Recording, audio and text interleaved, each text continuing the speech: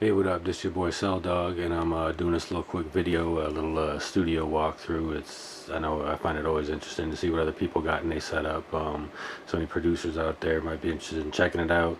But it's mostly going to be done for like people that just starting and wanting to get into making music with the computer and different controllers and stuff like that. Kind of give you an idea of some of the kind of stuff you're going to need to start to get into that, some of the equipment, and I'm going to shoot some prices out there too, just to kind of give you a rough estimate about what you're looking to spend if you're trying to get into it. I did one of these videos a couple years ago, but I've since done quite a bit of upgrading and stuff to the studio. So basically we'll get started, and what you're going to need is a room.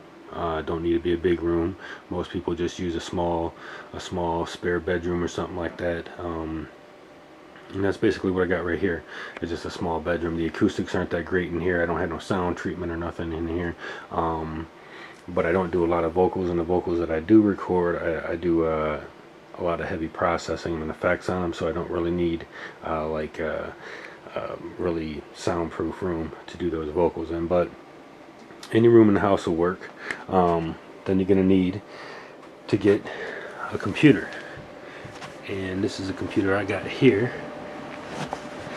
It's a CyberPower gaming PC actually, and the reason I got this computer specifically, and you can use laptops, I got a couple of those that I use also, but the reason I got this one is it can it's basically built to withstand a lot of different things going on at the same time, multitasking without crashing. Basically built for speed. Got quite a bit of memory in it. It's got a AMD 6-core processor in it, so that's nice. I've had a few small issues with this, and some are still kind of continuing issues. I have been taking it back to where I got it from, and they've been taking care of me. I got the extended 2-year warranty, so that's always something that you might want to check into if you're going to get a computer for making music, because when you start having crashes and start having problems, you're going to want to be able to get that taken care of right away. It's going to pretty much bring your production to a halt. So like I say, other than that, it's been a pretty good computer. It's got plenty of room for expansion. I can add different things to it, and just running Windows 7 on it, and it's been pretty good for me for the most part. So you're gonna need to get a computer. Like I say, you can use a laptop. I found that desktops, towers can be a little bit more stable. If you're gonna be doing gigs and more portable stuff, then you might want to invest in a laptop. And I got this monitor when I got the computer, and this is a Samsung high def 27-inch flat screen, and it's been a really nice monitor. It's got hella graphic capabilities, which I don't really need. When you're making music, you need to maybe tone some of that down in your settings also, and use some of that extra memory for actual audio. But other than that, it's nice and big. I can see what I'm doing when I'm making music, and it makes it a lot easier for me. And it's you can either run VGA or HDMI out the back like I got. And I picked up the monitor and the computer both at Best Buy, and those sent me back $1,400. As far as a workspace goes, something to put all your stuff on, you're going to want to get a desk or something, a table, something that'll hold all the stuff you need. And as time goes on, you get more stuff, you might need a bigger work area. But I bought this desk. It's all glass and metal, very sturdy, durable, 3-sectional kind of desk.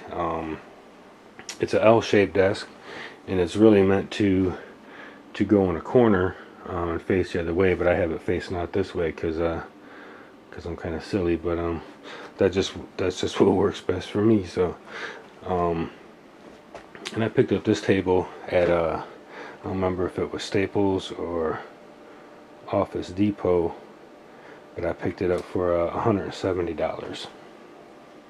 Okay, now once you get your computer and you get some music making software or a DAW, you're gonna might possibly gonna need a USB interface, and that's gonna let you plug in either other equipment into your computer or run stuff out from your computer. And you could get something small like this right here. This is a PreSonus audio box USB, and this is actually a nice little interface. I've had this for quite a while, probably about 3 years now, 4 years, and it's got 2 inputs, and they could either be 1/4 inch or XLR. Then you got your individual gains or volume on them, your mix, your main volume, and your headphone jack or volume. And then on the back it's got the USB, of course, which plugs into your computer. It's got your MIDI ins and outs. It's got left and right main out, 1/4 inch and 1/4 inch headphone jack in the back. This is actually a pretty sturdy little interface. I've used this to do live shows with, and it works really good. It's made by PreSonus. They make really good equipment. That's how I got hooked on the DAW I use now, which is Studio One by PreSonus. It actually came, the free version actually came with this interface when I bought it, and I paid $200 for this audio interface at Long & McQuade. Now some of these prices might not be the same as when I bought them. Some of them I bought a few years ago, so some of the prices might be lower now. You have to check around at your local place and see what you can get. If you need something a little bit bigger as an audio interface or a mixer, you could get something like this. This is the Allen & Heath Z10FX, and this has been a really nice mixer for me as well. It's got effects actually that you can apply,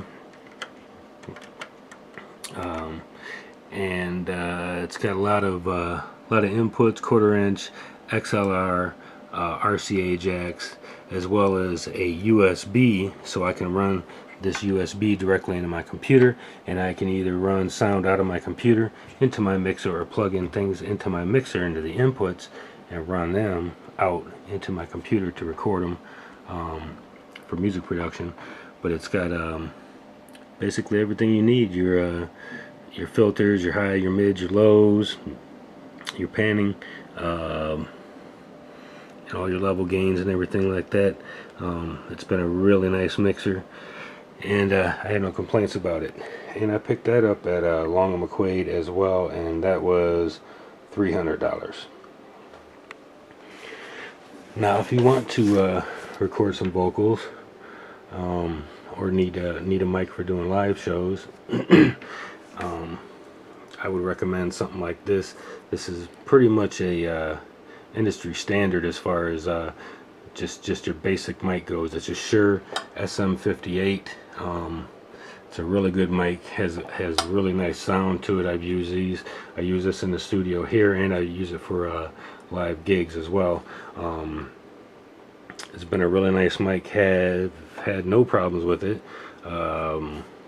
So you might want to look on picking up something like that. I don't really need, personally myself, one of them $1,000 microphones, because like I say, the vocals I do are pretty heavily processed, so I don't really need something that of that magnitude. So something like this works just fine. And that I picked up at Long & McQuade for $125. Headphones. Different people use different things and have different favorites and stuff like that. I use these here Shure DJ headphones. They flip around and fold up, and however you need to use them if you're DJing or whatever. This is a really nice pair of headphones I picked up at Long & McQuade as well, and they have a really nice sound to them. And these right here, I believe, are $150. So yeah, you can pick up something like that. Okay, next we'll move on to the synthesizer, and this is what I got right here. This is the Novation Ultra Nova, and I've had this for about 3 or 4 years now. Actually, I got this shortly, just a few months after they came out. And this is a really nice synthesizer. I use it in all my music production, and I use it for my live shows. It's very highly tweakable. The different things you can do with it to control your LFOs and your oscillators and stuff like that. You have full control over everything. It's got your nice lit up pitch and mod wheels. It's got a little gooseneck mic that comes with it that you can plug in here and run out for the vocoder. It's got the auto map functionality so that you can basically map it to your DAW or your soft synths like Massive, whatever like that, so you can totally control it because it runs USB out the back of here, and I can run that directly into my computer, and I control software with it as well. It's got cool little features like the touch feature, where I can go in and set parameters on these little rotary encoders, and when I hit the touch button I can just touch them, and whatever parameters I have set to these encoders will automatically go into effect as soon as I touch them. So that's actually a pretty cool function, and you can get some pretty cool sounds out of it. It's basically, it's got two inputs, two outputs, a headphone, all your MIDI ports, your USB. You can also actually power this USB directly from your computer or laptop. You don't even need to plug this in to a power source. You can actually just plug it right into a computer and go straight from there. As far as a standalone synth, it works great also. It has a hella patch space on here, and it came with, I think, like 300 pre-made patches. And once you get registered with Novation on their website, they have a cool little user community and community user library where you can go in there and download free patch banks and stuff with some really nice sounds, where you don't have to hook it up to a computer. You can just plug straight out your outs into a mixer and then just play and get a lot of nice different synth sounds, basses, leads, pads, whatever. They got a lot of nice sounds. So this is like the only synth I need. Don't need nothing else. This is standalone synth and a controller. I can't say enough about it. Been nothing but happy with it. And it was $800, and I picked it up at Long & McQuade also. Alright, now let's go on to the Beat, and this is the Akai MPD-26, and this is a controller, nothing but a controller.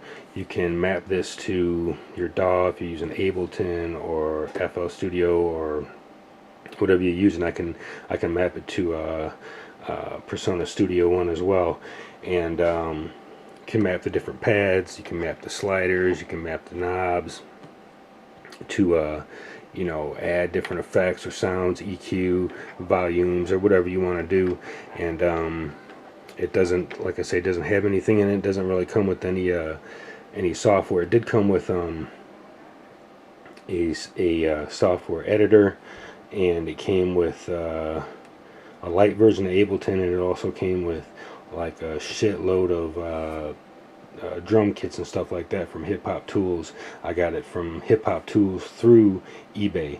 But Akai makes good products, very responsive, very nice. If you're looking for something from Akai that's got a little more involving than just a basic MIDI controller, you might want to check out their MPCs.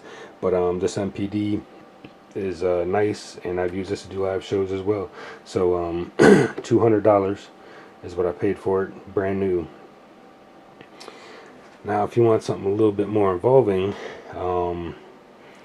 this is Machine by Native Instruments, and this is probably one of my favorite production tools here in the studio. I use this pretty much every time I sit down to make any kind of music, no matter what kind of music it is. And Ain't got nothing but good things to say about this as well. Very nice pads, very responsive. Once you get this, it takes a while to sit down. There's lots of websites you can go and even on YouTube and check out tutorials, or like Machine Masters, places like that, to learn a lot about the capabilities. But there's sequencing, there's slicing, there's sampling. You got your groups, and it's really a great tool, and to do stuff on the fly, to do stuff live. Plus you can also, it comes with the machine software, but you can also control other software and stuff such as Tractor and I believe Contact and some other stuff that you can actually map controls to. So Native Instruments, I've always been a big fan of their products as well, and this I picked up new at Long & McQuade, and it was $650. Okay, now moving along, if you decided to get into something a little bit more than just music production, and you wanted to try to get into the DJ thing and give that a go, you could check out one of these DJ decks. This is also a Native Instruments product right here, and this is a Tractor S2, Control S2, and this is a 2-deck DJ controller. It's very nice. I have no complaints about this. Very nice jog wheels, and you can download several different mappings and stuff, and learn a lot of cool stuff from sites like DJ Tech Tools and all them over there, or Dubspot. But very nice if you get into DJing, or you want to get into DJing. This is something you might want to consider getting into. It comes with the Tractor Pro 2 software, and it controls, it's got the 2 decks, but it's also got 2 remix decks with the updated Tractor Pro that you can also use, and you can control them with, like, say, the Tractor F1 or something like that. But those who use Tractor know what I'm talking about. But it's got all your things, all your buttons for your cues and stuff like that, your effects and stuff like that, your volumes, your mids, your lows, your highs, tempo slider. Been a very good machine for me. I'm having some issues with my computer, on the computer end of it, that my DJ decks won't stay connected, and I'm not sure what the deal is with that. If anybody has had any issues with that or can understand, after a couple hours, what happens is my computer boots it out and it doesn't recognize it anymore, and it does it with more than just this Tractor S2. It does it with other DJ decks too, so I'm still trying to get that figured out. But this right here is a nice piece of equipment, and this I picked up for $550 at Long & McQuade. Moving on to something a little bit bigger. This is the Vestax VCI 400, and this is a 4-deck DJ controller, and this you can actually use different kinds of software with. You could just download the mapping for it or whatever. You could use it with Tractor, which is what I do, or you could use it with I believe Serato and a Virtual DJ as well. And this is also a very nice DJ deck. This here, the jog wheels feel real nice. These filter knobs are like solid aluminum. I really like the feel of those. The cue and the slice buttons are very responsive. These are more plastic up here, and these down here are actually more rubber, like you might find on the machine or on the MPD. But it's got your channels for your 4 decks, and you can map your effects or whatever to these, and control your highs, lows, volumes, and stuff for your different channels with this. But this is a very nice DJ deck. I like this a lot, and this is $800 at Long & McQuade. All right, last couple things we'll talk about is speakers and some studio monitors. I know a lot of people like to get them KVRs and them rockets and stuff like that, but for the price, really, you can find some really nice studio monitors and speakers out there that aren't going to cost you nearly as much. These are the Yorkville YSM2Ps active studio monitors, and they got your 1/4-inch input and your XLR input, and then your just your sensitivity, and then your power in the back. But I've had these for about 3 years now. And these work really nice in the studio as studio studio monitors, as well as if you wanted to go, you know, do a little cookout out back, take them out back, you know, hook up your little whatever and go out there and do that. You could do that too. It's the really nice studio speakers, and they're not nearly as much as what some of them cost. I picked up the pair of these at Long & McQuade as well for $300 for the pair, and I have no complaints about them at all. Now if you're looking for something a little bit bigger, you want something a little bit more boom, then you could go and get some of these, and these are made by Yorkville as well, and these here got two 15-inch woofers in them and a nice big horn in them, and these bad boys will bump. I picked up a pair of these, 2 of them, and I haven't used them too much in this room. I've used them a little bit in this room, but as you see, this room is pretty small, so when you get them going up in this room, it's a bit much to be in here with them. But these are the YX215s, and these are the 600 watt, and these are some bad boys right here. They put out the sound, so if you're trying to do a little gig or DJ thing, these will definitely get the job done. They're very heavy. They got nice solid construction. They got these handles on the side, on the bottom, and another handle up here on top.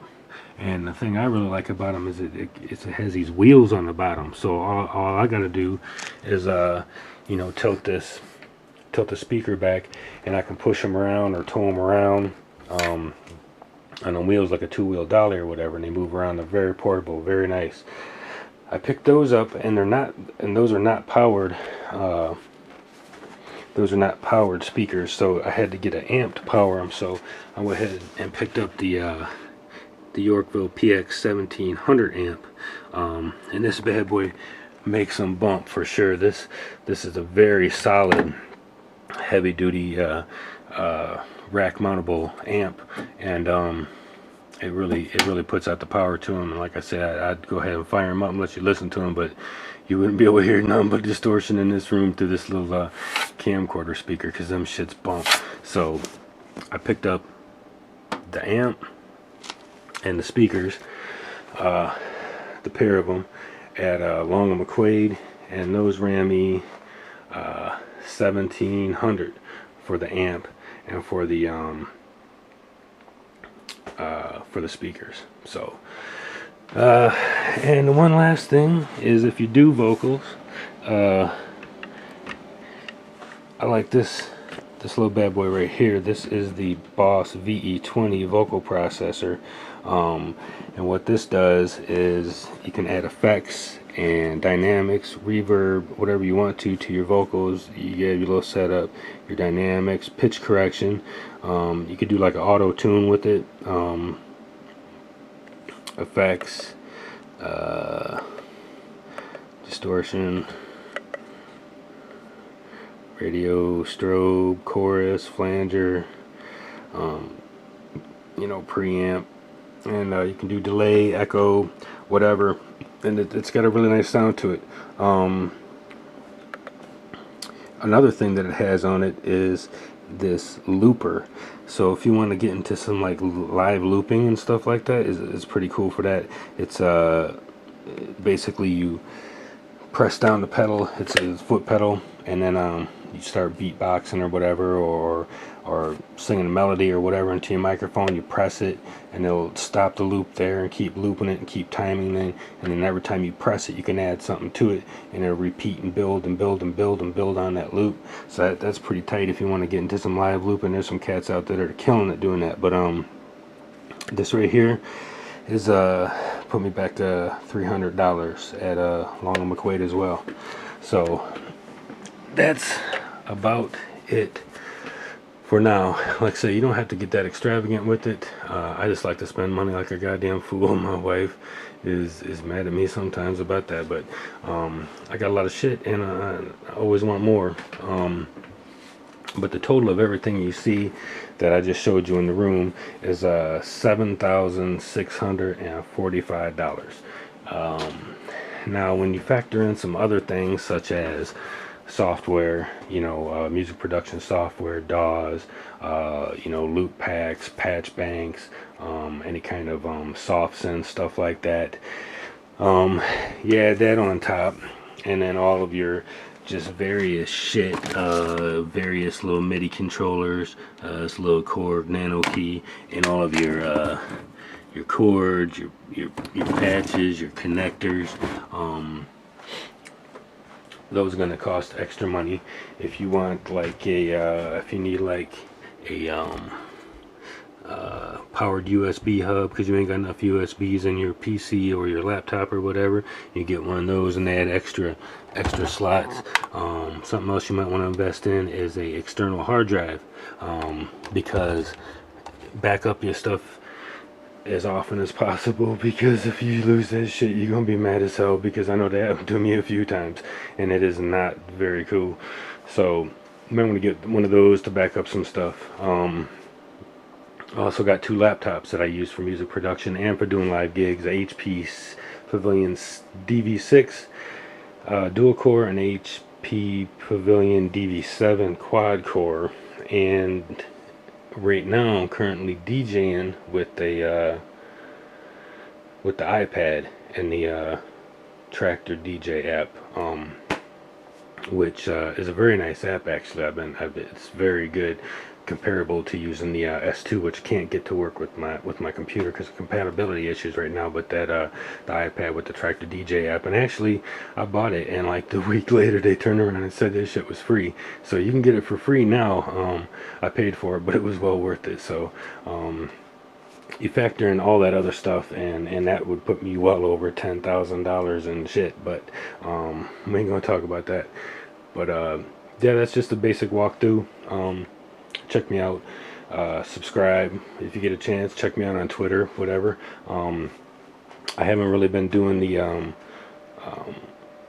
machine tutorials and stuff lately. I've actually been working on a new project which is going to be more horrorcore, electro-industrial.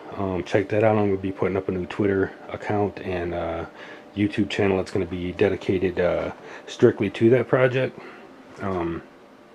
But get at me, you can check me out. I'm on Twitter, Facebook, SoundCloud, Reverb Nation, Looperman, Machine Masters, Dark Asylum, Radio UK, whatever. Check me out, and I'll keep you updated on what's going on and with my production, and look forward to checking out what y'all got going on. So that's it for me. I'm out of here for now. Later.